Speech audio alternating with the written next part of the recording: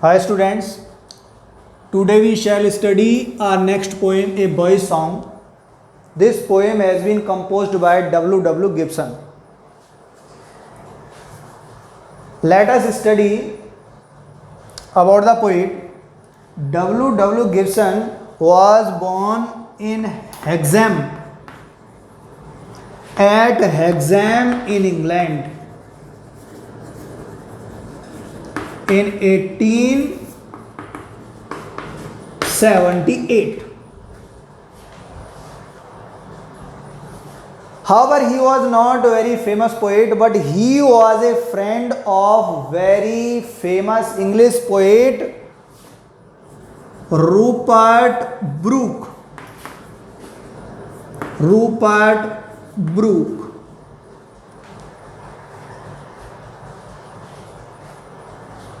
The poem of W. Gibson, a boy's song. W. Gibson की जो poem है, a boy's song, that was published along with the first verse of the poetry, first collection of the poetry of Rupert Brooke. That name was, collection of the poetry name was Mountains Cover. The collection of the poetry Mountains Cover was published by Rupert Brooke in 1902, and this poem was included in this collection of the poetry. Rupert Brooke ने अपने poetry के collection को, जिसका नाम था mountains cover, इसमें W. Gibson, क्योंकि इनके बहुत ही बेस्ट और क्लोज्ड फ्रेंड थे, इनकी इस पोएम को भी उसमें इंक्लूड किया था. Now we shall study about the theme of this poem. What is the theme of this poem? इस कविता की विषय वस्तु क्या है? The poem is composed at the point of the most precious gift of nature, that is freedom. ये कविता इस प्रकृति के बहुमूल्य उपहार फ्रीडम के विषय में है. And nature imparts this gift of nature to all inhabitants. प्रकृति अपने सभी निवासियों के लिए इस उपहार को प्रदान करती है, whether they are animals, birds और ह्यूमन बीइंग. लेकिन बेटा, human being is the most dangerous animal in the world. दुनिया का सबसे खूंखार जानवर है तो वो इंसान है. He always tries to snatch the freedom of the all other living beings. ये दूसरे जीव जंतुओं की उस स्वतंत्रता को छीन लेना चाहता है. Forest areas have been changed into the agriculture land.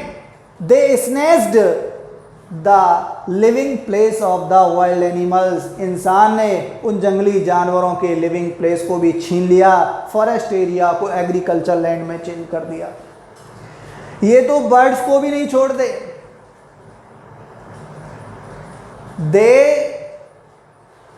Try to set the snare to catch the birds. वो पंछियों को पकड़ने के लिए जाल बिछाते हैं. Catch them and keep them in the केजेस.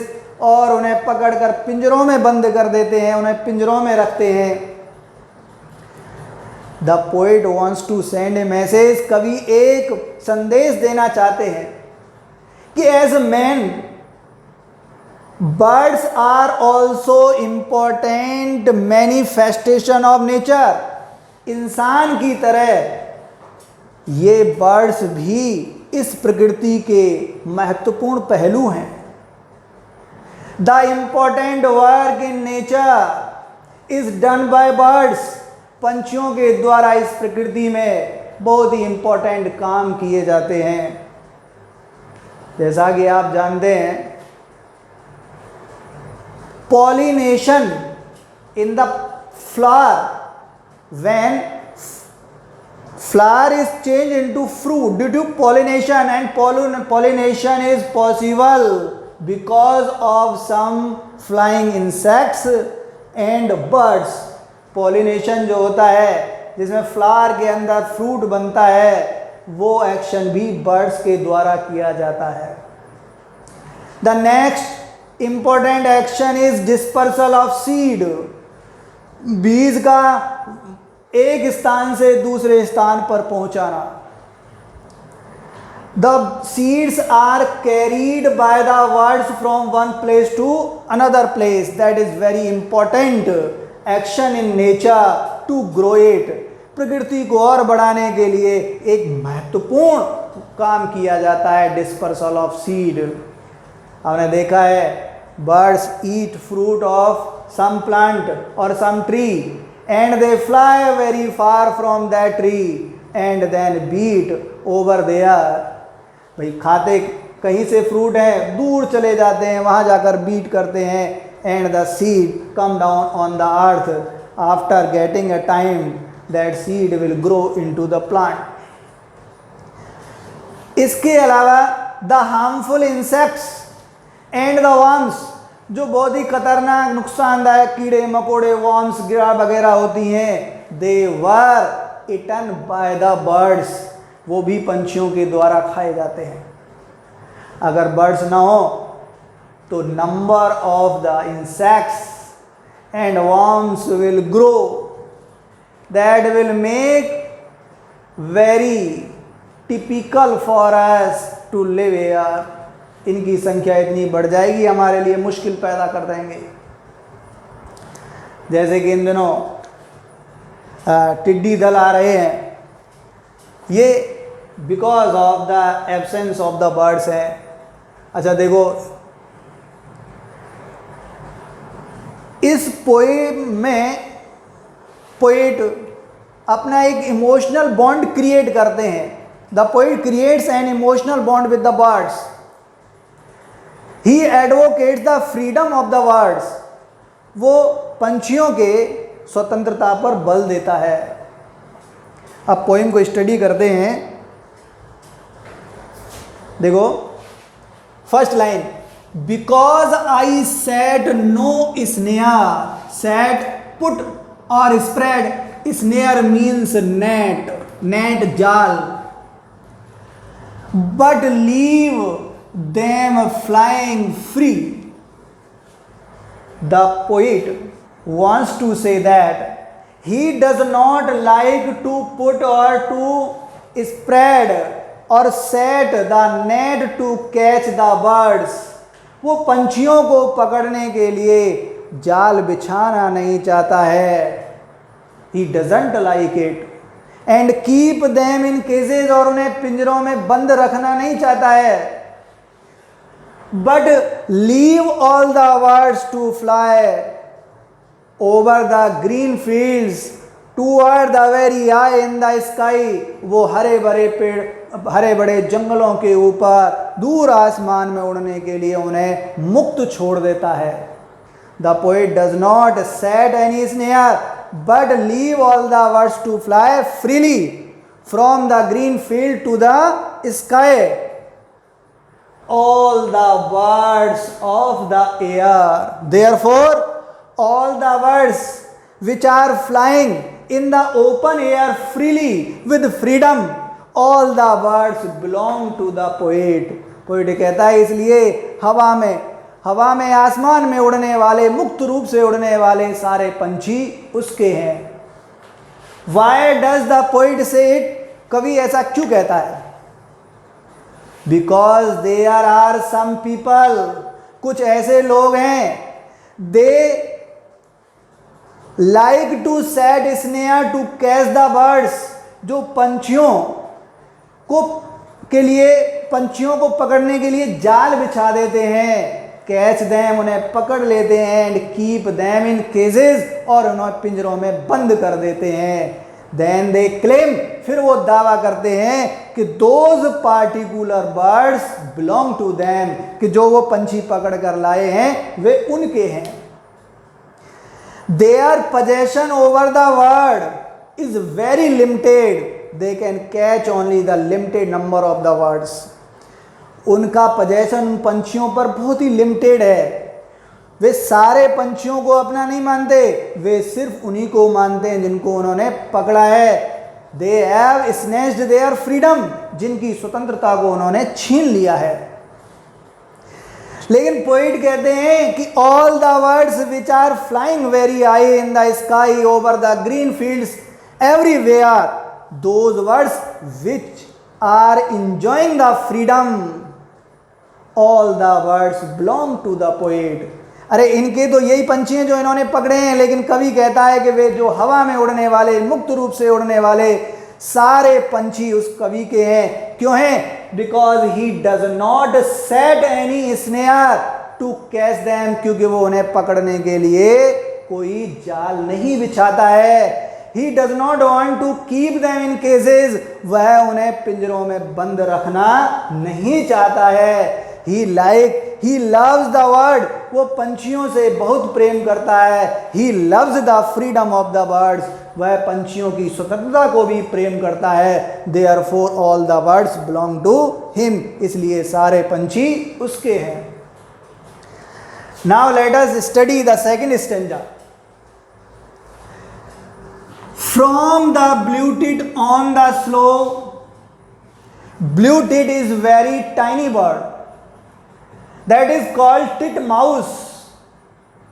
In India it is called Ram Gangra, अपने देश में इसे राम गंगरा के नाम से जानते हैं। Very small bird, that is black or blue in color, that can be seen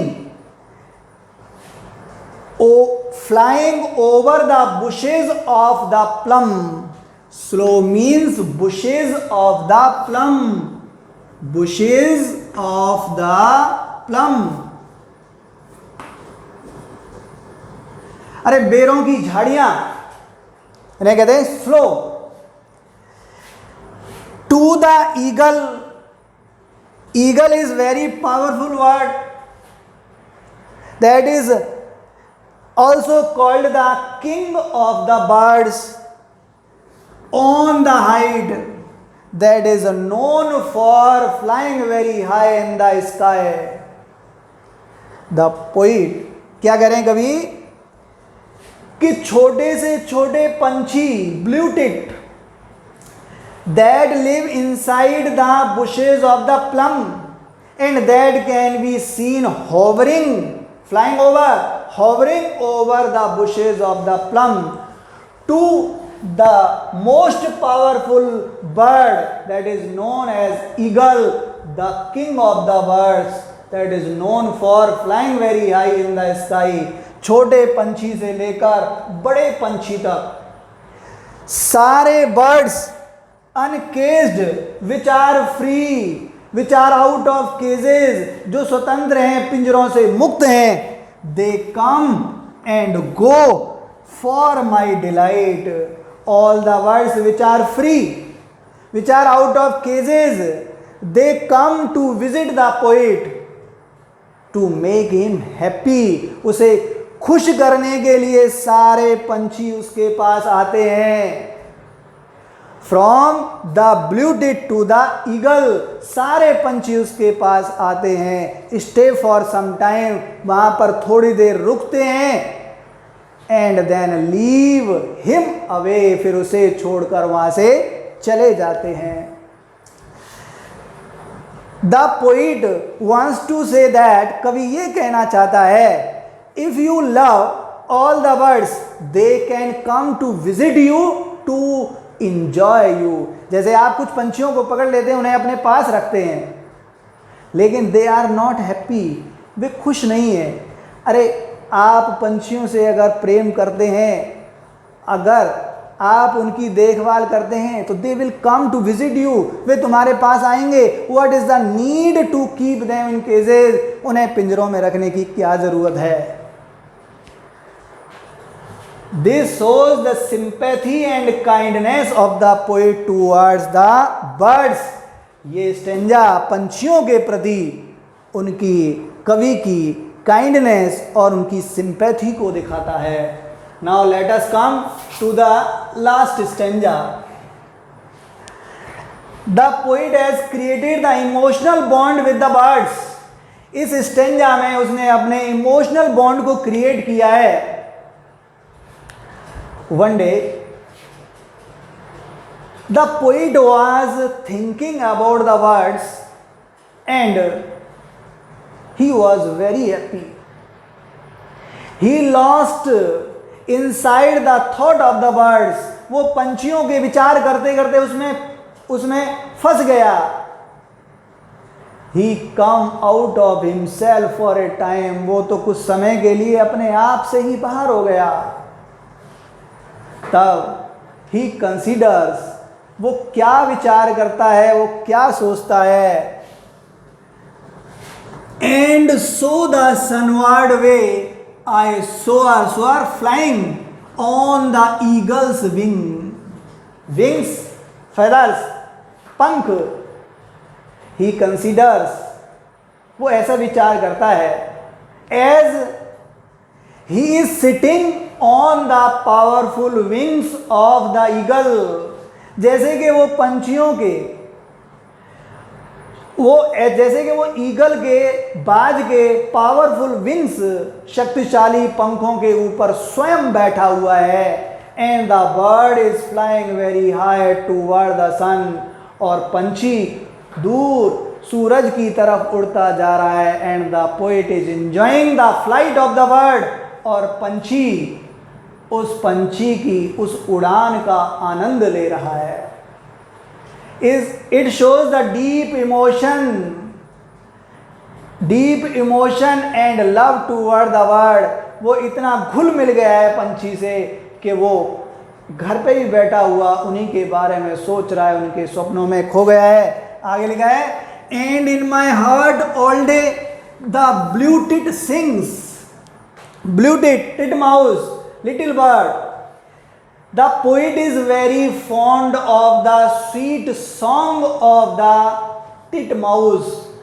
वो राम गंगरा पंछी के उस संगीत से, उस संगीत का इतना अधिक शौकीन है। He feels as, वो महसूस करता है, the music of the bird is coming out from his heart। जैसे कि वो चाहे पंछी के पास नहीं है लेकिन फील करता है जैसे कि उस पंछी का वो मधुर संगीत उसके दिल में से आ रहा है। He consider the bird is sitting inside the heart of the poet।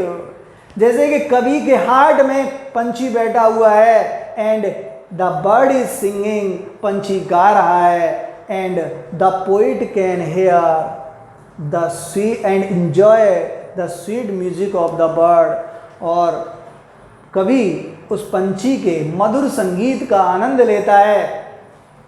हालांकि he is not very close, he is far away from the birds, but he can feel the company of the birds because of his emotional bond with the birds। पंछियों के पास में नहीं है, उनसे दूर है, फिर भी वो उनकी कंपनी को महसूस कर रहा है। It shows the emotional bond of the poet. ये कवि के इमोशनल बॉन्ड को शो करता है। पोइम कंप्लीट हो गई है। अब इसकी PDF में क्वेश्चन आंसर आपके लिए सेंड कर दिए जाएंगे।